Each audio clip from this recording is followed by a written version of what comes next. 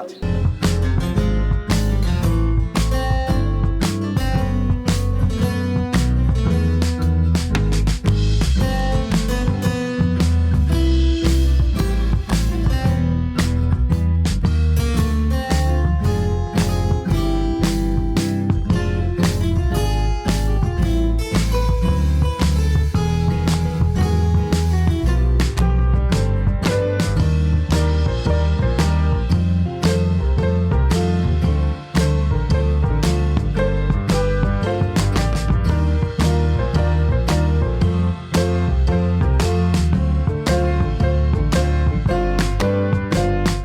তোমার তো বলা হয় না, আমি তো একটা ভাও করে ফেল। এটা কি? এইটা পড়লেই বুঝবা, ঠিক আছে? আপনি আসেন, ভেতরে আসেন। না না ঠিক আছে, আরেকদিন আসবো না। হ্যাঁ আজকে গেলাম। হ্যাঁ ভালো থেকো।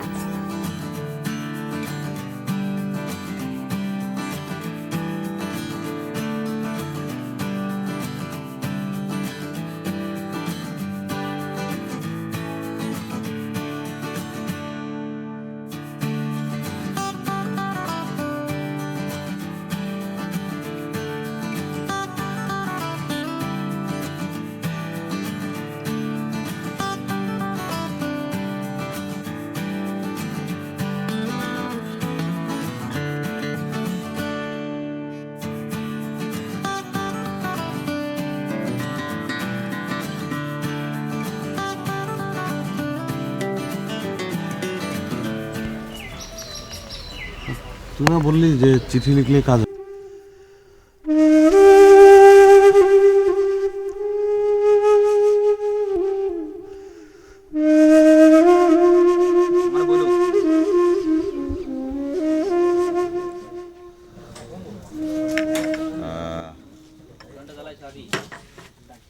তারপর কি হলো?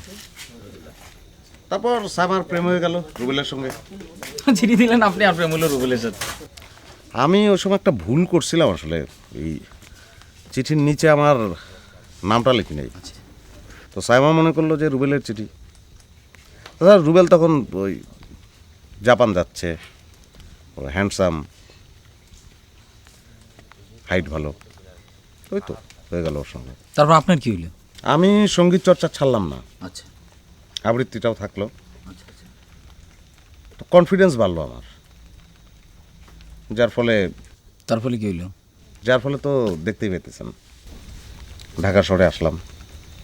এখন আজকের মোশাররফ করিম। আচ্ছা রুবেলের সাথে কি সাইমার বিয়ে হয়েছিল? না, রুবেল তো সাইমারে বিয়ে করে না, ও তো জাপান চলে গেল। সাইমার বিয়ে হয়েছে অন্য একটা লোকের সঙ্গে, অবশ্য আমার পরিচয় হয় নাই কখনো। এই যে আপনি মোশাররফ করিম হয়ে গেলেন, জনপ্রিয় নায়ক হইলেন, সাইমা এখন কি বলে? কি বলবে, বলার তো কোনো মানে নেই। 4টা বাচ্চা ওর, চেহারাটাও আগের মতো নাই। আচ্ছা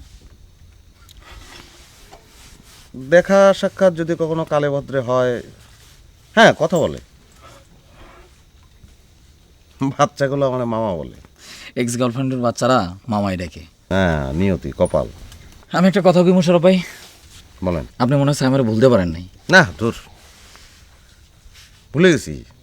এর মনে রাখার তো কোনো মানেও নাই, ভুলে গেছি। সেই একটা কথা বলি আপনারে। বলেন। না সিরিয়াস একটা কথা। সিরিয়াস একটা কথা, আমার কই কোনো লাভ নাই। কোনো একটা মেয়ের এখন কাজে লাগবে। না আপনারই বলি, প্রথম প্রেম তো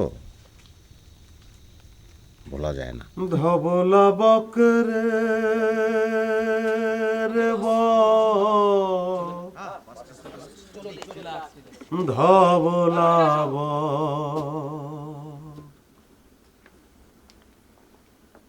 নীলের কোলে ভাসো তুমি, জলে রাখো ছায়া, আরে বলো বলো বলো ধব ও